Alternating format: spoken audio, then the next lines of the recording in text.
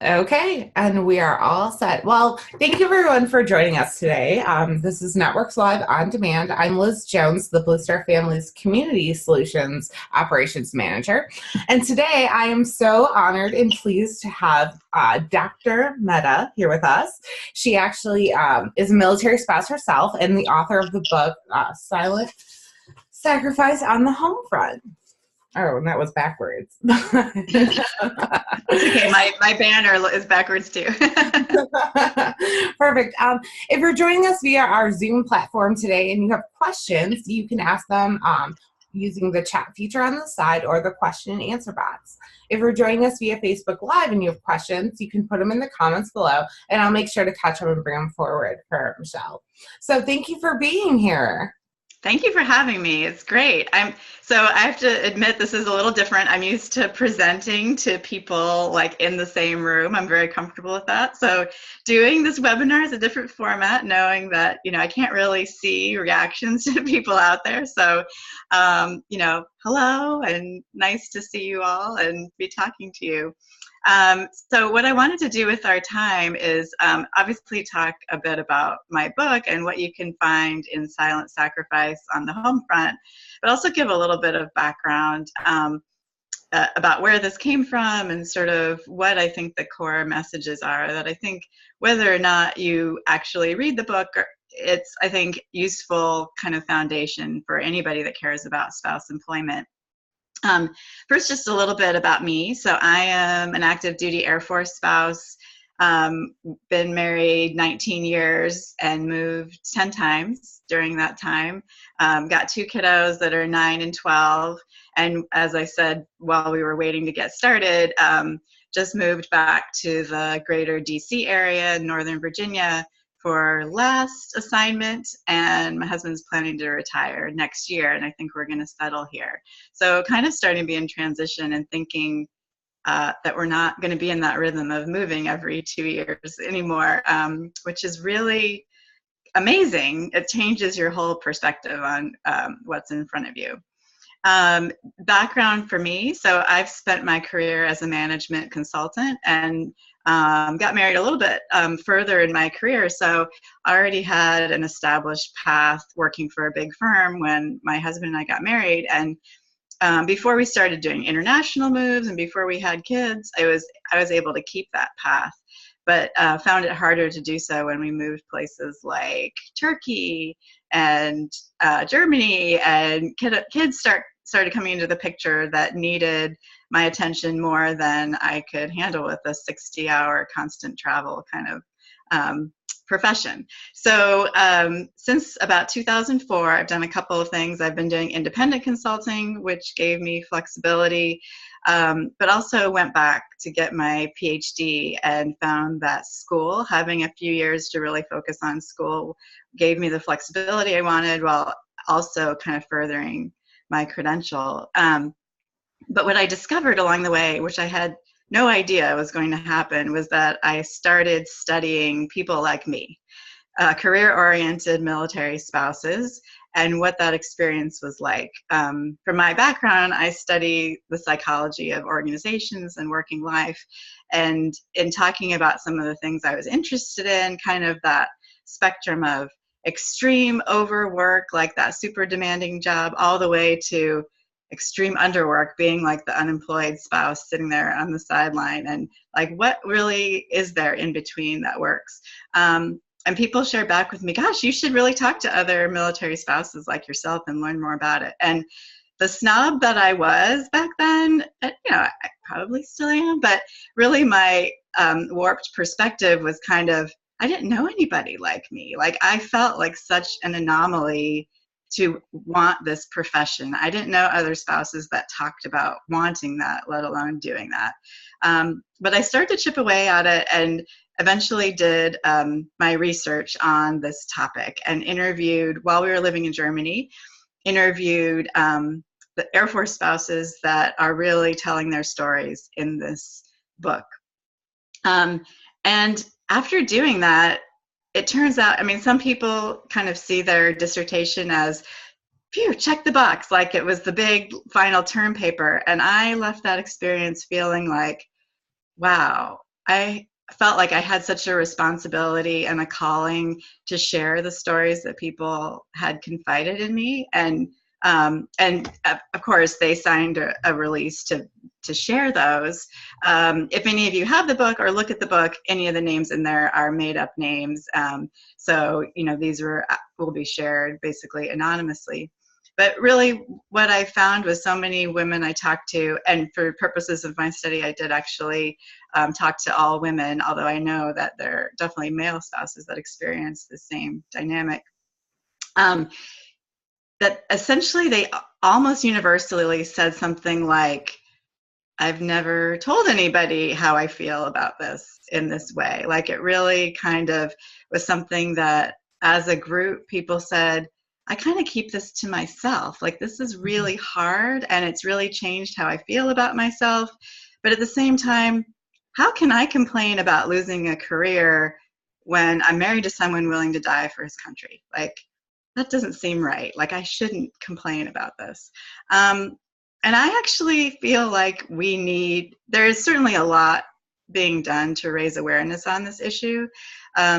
But I think it's really important for us as a community to feel like we're not alone, that we're not crazy and we're not alone. That was something somebody in this book said to me after we finished the interviews, and I talked about kind of the framework that I was coming up with. And she said, oh, I'm going to post this on my refrigerator, and the next time I'm feeling bad, I'm going to remember that I'm not crazy and I'm not alone.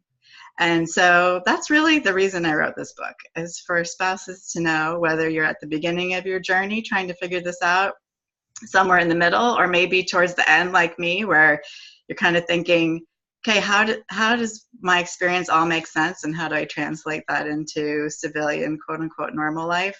That wherever you are in that journey, that there are people that are grappling with the same issues, and supporting each other, and that is really important. So I'm going to share a couple more insights, and then I'm going to actually read some excerpts from the book, because I think what's really important here is hearing the stories in the words of the people who experience them. And we all have those stories. And I think one of the points that I would want to make and leave with today is that the most important thing I think any of us can do in moving the needle forward on spouse employment is being brave enough to share your story. Because the more we're honest about the no kidding sacrifice we've made, the more somebody is likely to help or get it or realize how pervasive this is. So I think the time to say, oh, well, I shouldn't really complain about this. It's not an either or. You're still patriotic, you're still serving, but it's important for, I think, the broader community to understand that there's a problem here, and it really is time to fix it. So to that end, just wanted to kind of share a snapshot of like where the problem is these days on spouse employment. And I'll use Blue Star Families data because it just came out not too long ago, and they are one of the best organizations that tracks this on an annual basis. Even Department of Defense only tracks employment data every 2 years, and it takes them more than a year to put it out there. So frankly, I think that that's abysmal, but I'm glad that organizations like Blue Star Families are putting pressure on this topic. So first of all, about roughly half of us are employed at any given point in time. And each year it kind of goes up and down a little bit. I spent several years on the survey team, so my job was to look at that employment data every year. This past year, about 40% were employed that took the survey. 30% were unemployed, which actually was a little bit of an uptick from previous years. So not only are we not moving the needle on unemployment, but there's some indicators that it's actually getting worse. And what that says to me is more and more spouses are unwilling to accept the belief that they shouldn't work or that they can't work. And so they're actively trying to work and actively seeking employment. And unemployment essentially means you're trying to work, but you haven't found something. Then 24% are not in the labor force, which just means it's hard to kind of group that, but it basically means people who aren't working and aren't trying to work currently. So that includes everybody from those who voluntarily stay home to raise young children or for other reasons. But it also includes a lot of people who have simply just said, man, this is too hard. Like, it's not worth it. You know, it's not worth the cost of childcare. It's not worth switching jobs every time we move. And some of the Blue Star Families data shows that the majority in that group who say they're not in the labor force would work if they could, if they felt like there was a realistic way to do that. And then among those who do work, about half say they're underemployed. So they're either doing a job that they're overqualified for or not getting enough hours. Basically, as there's a mismatch between what they could be doing and then what they're actually doing and getting paid for. So some of what I'm highlighting in this book is looking at the root causes of this, and then also kind of a coping strategy for those of us who are living this lifestyle. So I'm preaching to the choir here, but just to kind of say, you know, my basic premise based on both experience, but also what the research shows is that the main drivers are frequent relocation, you know, having to reinvent yourself and switch jobs every couple of years, sometimes in locations where there aren't good options.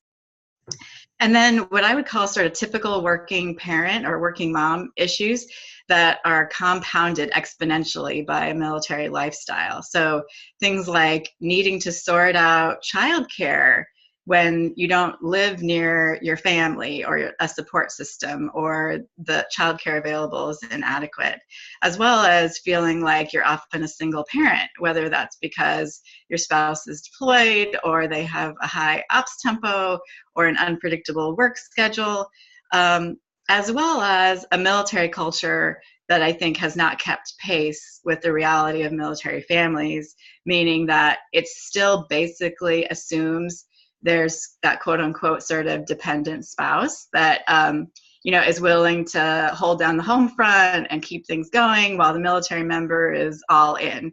And that's really not an accurate reflection of the majority of our families anymore, who for the most part expect to at least have the option for two incomes, whether they choose to stay home at various points in their family life or not.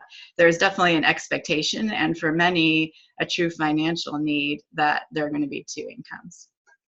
So that's all kind of background. I'm sure I'm not saying anything that's surprising to anybody that's out there living this life, but want to talk a little bit about what to do about this. And I think there's kind of a twofold approach here. I think one is to keep pushing for change, like keep pushing for more awareness about what the root causes are and what can be done about this, more than just saying, hey, offer me a resume workshop or help give me job searching help. It's more about addressing kind of the bigger picture and being able to forge a career path that fits with military life. So what I want to get into related to the book is something I call the 3 M's: marriage, motherhood, and military life, which essentially just says, given kind of the way everything is set up, it's really important that whatever your career plans, big, small, part-time, full-time, take breaks to be home for kids, whatever it might be, that it fits the other aspects of your life. So the marriage part, that M, is about making sure your spouse is not just on board, but also supportive in realistic ways. And is not just assuming that you're going to handle everything while he or she focuses on just that, you know, all in military life. And then on the motherhood piece, which certainly applies to fatherhood as well, like I said, in my particular research, I looked exclusively at women, so that's why I say motherhood, but it's about making sure that your career plans fit your own expectations of parenting and what kind of parent you want to be, because there's definitely it's definitely something that's unique to all of us. Some people feel more energized if they can go away to work and come back. Other people feel like it's time that they don't want to be apart. So it's really about listening to that inner voice about what works for you. And then finally, the military life component, which is what we talk about a lot, but is really important, that whatever choices we make on our careers fit what we know about our military lives. Some people might have the opportunity to be in one location for many years at a time. Other people are living that more typical 2 to 3 year rotation. Are you going to be in international places or very rural places? Thinking about that and how to put it all together. That's essentially the idea. Again, not rocket science, but the framework being, let's look at all of those components when you make decisions. And so the book that I've written is kind of a compilation of the stories out of my research, as well as at the end of each chapter, kind of giving you lessons and reflections about each of those topics, things to ask yourself about your own marriage, about your own mothering expectations, about your own military life, and how to sort of put it all together. So what I'd like to do is just share some excerpts from those stories. I got to put on my glasses for that part, and give you kind of a flavor of what this sounds like and the stories that are in here. So I'm going to start by giving an example from the marriage chapter, and give you kind of two. Oh, got a note saying, oh, I can talk again. Okay. I saw a little note saying, you are now muted. So Brenda is somebody in my study who was kind of frustrated with the role she was playing within her marriage. And at the time I interviewed her, she had just quit a job after having stayed home for many years with her kids, because once she went back to work, her husband said, this is chaos. I don't like not having you here to kind of manage everything so that I don't have to deal with it. So here's kind of her description of how she felt about that. I have a little bit of resentment. I mean, there's just no question. It always falls to me. There's no question of who's going to take care of everything, who's going to get the dishwasher fixed, who's going to do all those things. I don't even ask my husband anymore. If something's broken in the house, I figure it out. If I need something moved, I figure out how to move it. I don't wait because I get frustrated waiting. I'm sure it hurts my husband's feelings, but I always tell him, I just can't depend on you. I can't wait for you, because then I'm too frustrated. So there's just not a question of who's the stuff is going to fall to. It's always going to fall to me, because he has this excuse job. It gets him off of any responsibility at home until he wants to jump back in. I don't have a choice to jump out and in. I always have to be the leveling figure, the one that makes everything happen and everything smooth at home. And not that that's bad, but there's no chance of me getting a real job or a career. So in contrast, I want to share a little bit of Nicole's story, who has worked as a GS employee and had pretty significant responsibilities. And she talks about how supportive her husband has been in her being able to do that. So I'd like to say I put my husband first, but I think he and I both put our children first. And emotionally, it was at times very challenging to fill all of those roles. Sometimes I was just drained from work or travel, or maybe the boys had a tough day. And then my husband comes home and wants my attention as well. And I'm thinking, I'm just so tired. I really have no energy left to talk. I just want to go to bed. I think the biggest thing is that either way, my husband supported me. He said, if you don't want to go to work anymore and you want to be a stay-at-home mom, go ahead. But then at the same time, he said, you really want to think about that, because knowing the way I know you, you may regret not working. So knowing I had the option to stay home or not was wonderful. At the same time, he made an effort to get away from work when he could, to make dinner or help with the housework. He's always been very good at that, so that's been great. And then the times when I went TDY, he was there taking care of the kids and trying to arrange his schedule so that he could do the drop-off and the pickup, and just doing everything for the couple of days that I was gone. I just don't take that for granted. So really different, might seem like in simple ways, but one marriage supported the two jobs, the two careers, and the other one just didn't, and they weren't able to negotiate that. On the motherhood topic, there's kind of, again, want to give like two examples. One of somebody that felt sort of frustrated versus somebody that made it work. And Katie is an example. She had been an athletic trainer, really loved what she was doing, and then married a fighter pilot who was gone a lot and made the choice to stay home. It's like I'm a married single mom. That's the term I always use. I'm married, but I'm a single mom because he's always gone. So I have to raise the two kids by myself. At first, it was a shock, total shock. And then I didn't want to leave my children. The gears started switching. I didn't want to go back to work because I didn't want to leave this baby for somebody else to raise. So that's when I told my husband that I'll stay home and later get back to work. But then the pace didn't stop. It got to be where he was deploying and went from 45 days to 90 days and then 3-week constant TDYs. He'd come home for 2 or 3 days and then go again. So my priorities were slipping, yet the desire was still there. I was like, okay, one day I can still do this. That's what I kept telling myself, one day. But when is that one day coming? It feels like it was a sacrifice. One worth making, but still a sacrifice.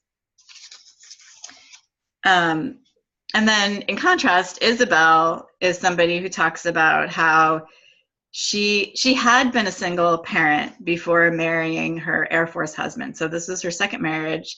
She had a child from her previous marriage, and she had always had to work because she had to provide, she was the only source of income for her family until she married her military husband. And so she had this fantasy sort of when she married into the Air Force that she could stay home. Like it was finally something she could choose to do. And she tried it and she decided she hated it. So this is kind of her story about why working for her work is a better option as a mom. By staying home, I realized who I am and who I'm not. I spent 8 years wishing that my life was different, that I could stay home. And I think that really helped me realize that the grass isn't always greener on the other side. That's not who I am. It's not like you see on TV where you're in the kitchen with your daughter and you guys are baking and having fun. It's just not that way. So this experience really helped me go back to work and not be wishing that I was at home. But then sometimes when I have bad days at work, I think, gosh, if I was just home right now. So you know, this is not a black or white issue. Work is rewarding, but sometimes not always fun. And, you know, I think we all have this desire to find the perfect balance, which is a constant kind of negotiation, whether you're a military spouse or not. And I think for those of us in the military world, there's just an added complexity to it that we have to factor in.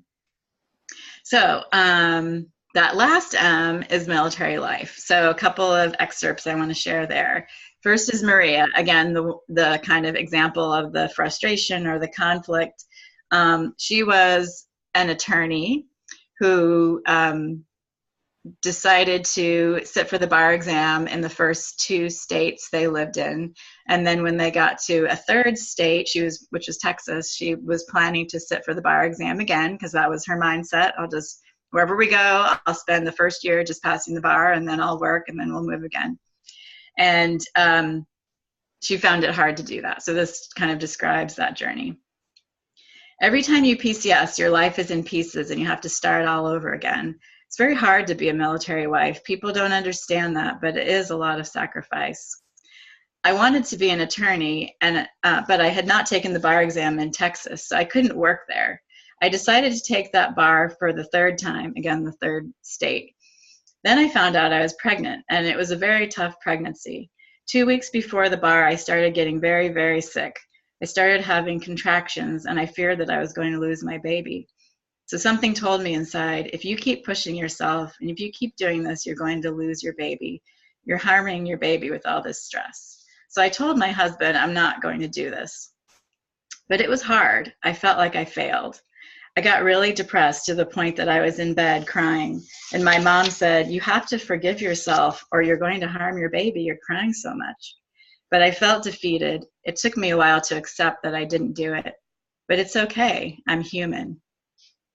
I felt like a school dropout. I was ashamed of myself. I set myself a goal and I didn't do it, I had never dealt with failure before in my life. Never. I've always been so successful, and I was worried about other people's opinions. I know it's silly, but now they're going to think less of me because I didn't do the bar.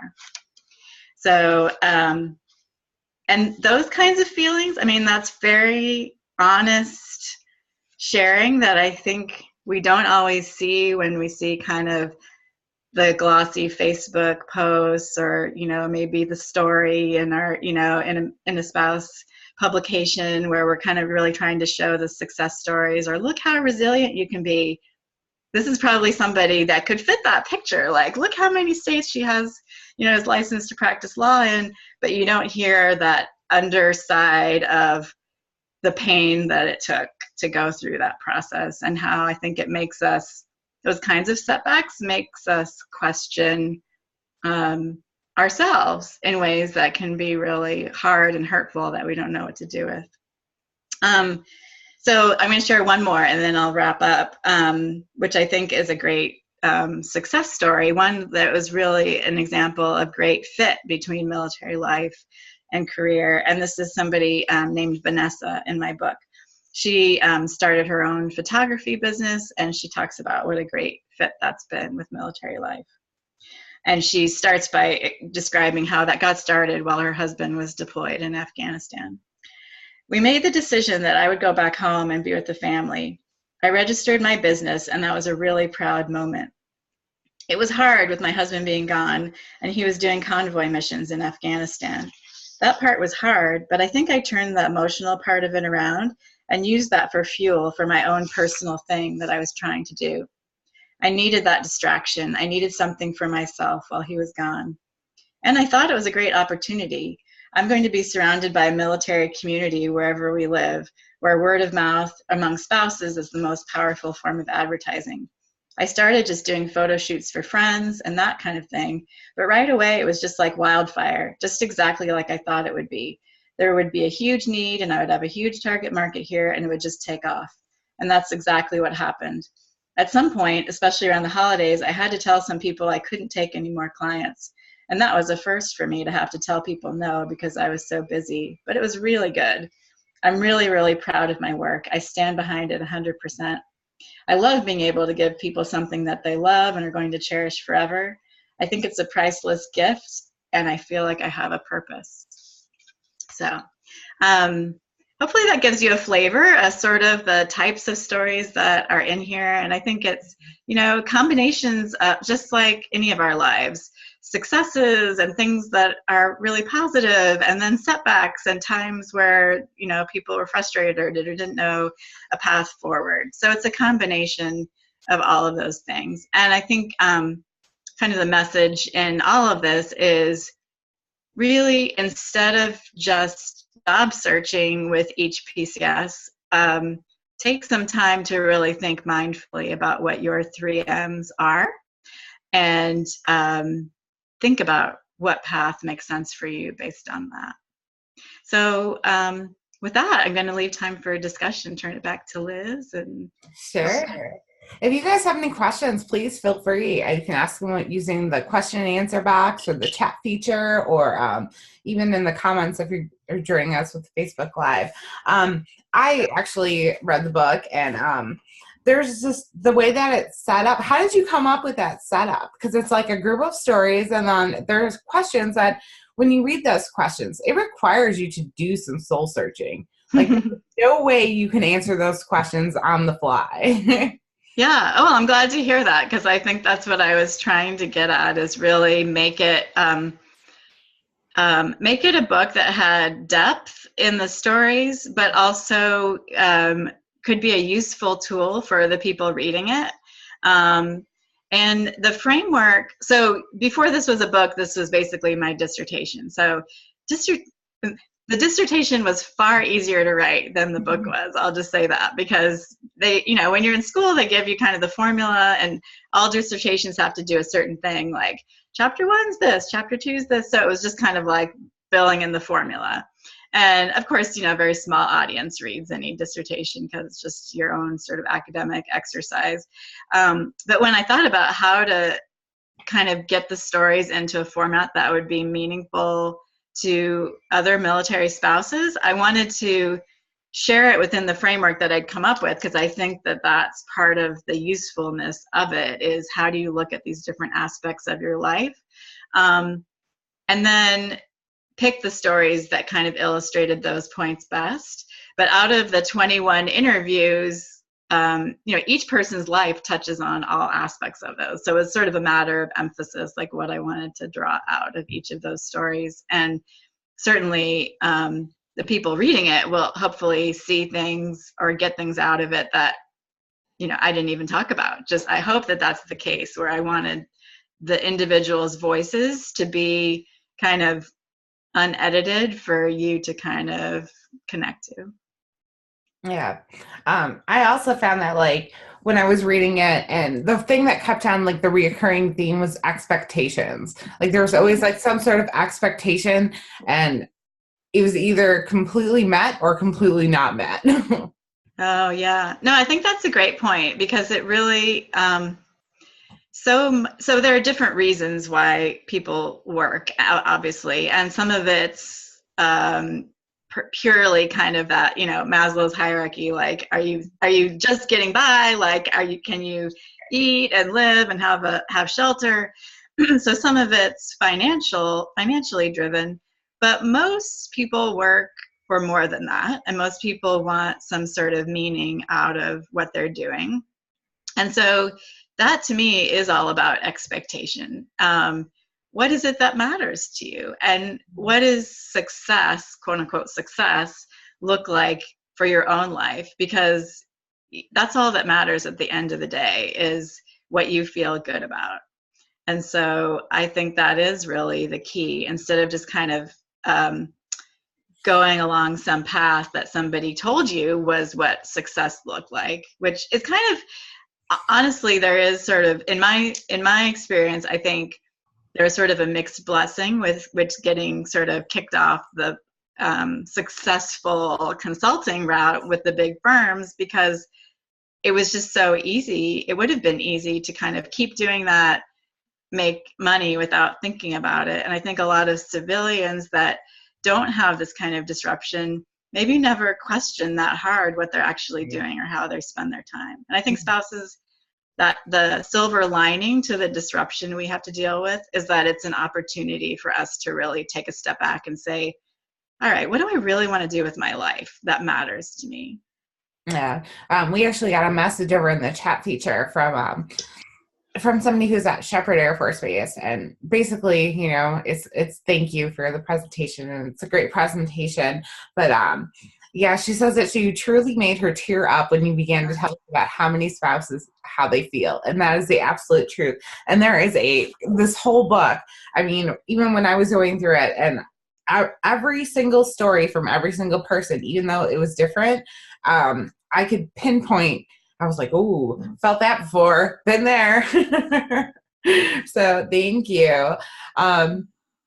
It looks like everyone's pretty much saying that they're very excited to read it. So if you are interested in purchasing the book, and you can get it off of Michelle's website, and that's in the description for a Facebook Live. And I also posted a link over here on the side in the chat feature. But I highly, highly recommend that military spouses read it. Like I said, you'll go through it, and you'll just start reading it, and you can't put it down. Like, it probably took me, I would say, like 5 hours, and it's not like a small book either. So that's great. Well, I'm glad. Thank you for the positive feedback, both from the chat feature and for your comments, Liz. I think, again, I wanted this to read like stories, not like a big research thing, even though it is research.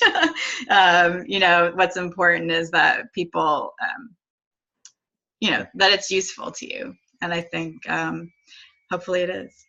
Yeah, absolutely. If you are a military spouse that's kind of struggling a little bit in your career, I definitely would say pick it up, read it, take it out, ask your library to order it if you don't want to purchase it, and go through it and look at those questions and really, really soul search and answer those questions at the end of each of those block of stories.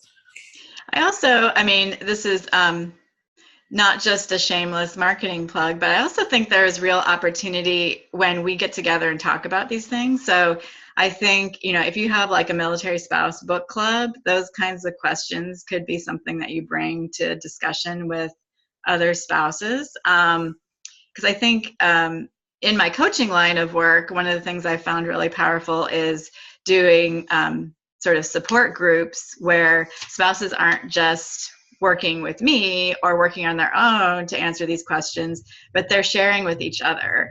And so using this as an opportunity to talk to other people. And sometimes you can learn a lot from just hearing not only other people's stories, but getting advice from other people. There could be like, you know what, I was in your shoes, 5 years ago, and here's how I got through it, or I'm thinking about the same stuff. Yeah, absolutely. Go ahead and see. It looked like the chat feature didn't show her name. Oh yeah, the one is B. Wagner from Shepherd Air Force Base. got it. Unfortunately, Thank we you. got it before, so thank you, B. So yeah, it looks like we're actually kind of getting kind of close on time. Is there anything else that you want to add? I would just say, each of us has an equally valuable story. So whatever your experience is, I think it's important that we are open about that. And I think it starts within our own community. One dynamic that I see still happening, which is kind of puzzling after all this time, but if you go to like military functions, I find that I could be in conversation with all these other spouses that have professional identities, but nobody talks about it in a military circle, because suddenly you walk in the door and at that ceremony or event or luncheon or whatever, you're like just the spouse again. Mm-hmm. Whereas if you like are brave enough to say like, so Liz, what's going on at work? Or I heard you got a new job. Like to actually like reinforce that it doesn't have to be a part of yourself you keep outside of that life. Like it's part of who we are, and it's good to embrace that and support that in each other and not keep it as like something in the shadows. Yeah. Oh, here's a question. Just reading Keith's message. What advice do you have for a male military spouse just coming into the military lifestyle? Yeah, so just fun fact. So 92% of spouses are still female. So with all of the push for change culturally and kind of diversity and getting more women into the military, our spouse demographics haven't changed a whole lot in the last couple of generations. So I think for male spouses, there are a couple of things. One is I would say connect with your peers, and both, I just mean spouses in general, like get involved and be part of the community, but also there's some great support networks for male spouses in particular. I know one group I'm familiar with is called Macho Spouse on Facebook. I think that's right. Yes. And so just connecting with those folks who are cognizant about how the experience is different is one thing. And another is, I know in my particular study, I was looking at some gender issues. So I was looking at women's experience in particular, but I think the same kind of research needs to dig deeper into the male experience. And I haven't seen a whole lot done in that area. Right. So I think there's a real need. And I also think it's interesting that the data do show that male spouses have slightly better employment outcomes than female spouses. So I think there can also be some role modeling going on where male spouses tend to still preserve their careers better than women do. So figuring out what that difference is and what that looks like, I think could kind of help all of us. So those are just some initial thoughts there. All right. Well, I wanted to thank you so much for being here. Keith says thank you. Sure. Yeah. I wanted to thank you for being here, and thank you for taking the time to put this book together and put it out. Like you said, originally it was for your dissertation, so the book kind of grew out of that, or was born of that. And like I said, it touches very close to home, and I think for the majority of military spouses, it will. If you're interested in the book, like I said, you can get it off of Michelle's website, which is in the comments, and I posted it on the chat feature. And also, if you would like to reach out to her, the best way is through her Facebook page, which, let me get this right, I wrote it down. Whole Spouse is the name of it, and it's on Facebook. Right. And then if you just have general questions about Blue Star Families or Networks Live on Demand, you can reach out to me at ljones@bluestarfam.org. And that's all we have. Thanks again, Michelle. Thanks for having me.